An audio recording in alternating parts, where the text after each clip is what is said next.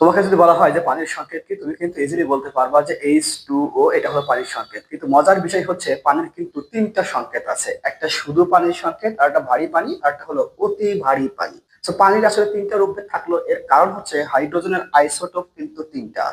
Isotope কি সেটা আমরা কিন্তু বলছিলাম, যাদের পারমাণবিক সংখ্যা স্থির কিন্তু ভর সংখ্যা পরিবর্তনশীল, তারা কিন্তু পরস্পরের আইসোটোপ। দেখো, খেয়াল করে দেখো যে হাইড্রোজেনের প্রত্যেকটার পারমাণবিক সংখ্যা ওয়ান, এখানে ওয়ান, এখানে ওয়ান, বাট ভর সংখ্যা কিন্তু ভিন্ন আছে। প্রথমটা কিন্তু ওয়ান, টু এন্ড থ্রি। এই প্রথমটা যে আছে ওয়ান, হাইড্রোজেন ওয়ান, এটাকে বলি আমরা হচ্ছে প্রোটিয়াম।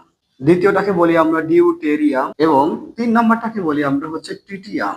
তো হাইড্রোজেনের কিন্তু আসলে তিনটা রূপভেদ আছে, এই তিনটা রূপভেদ থাকার কারণে তার পানির সংকেত কিন্তু তিন প্রকার হয়। সো প্রোটিয়ামের জন্য প্রথম যে আইসোটোপটা আছে, এই আইসোটোপের জন্য পানির সংকেত শুধুমাত্র কি হয়, H2O। এবার দেখো ভারী পানির সংকেত ডিউটেরিয়াম, এর ডি, এটা কি হবে, D2O। এবং অতি ভারী পানির সংকেত ট্রিটিয়াম, ট্রিটিয়ামের টি দিয়ে কি লিখবো আমরা, T2O।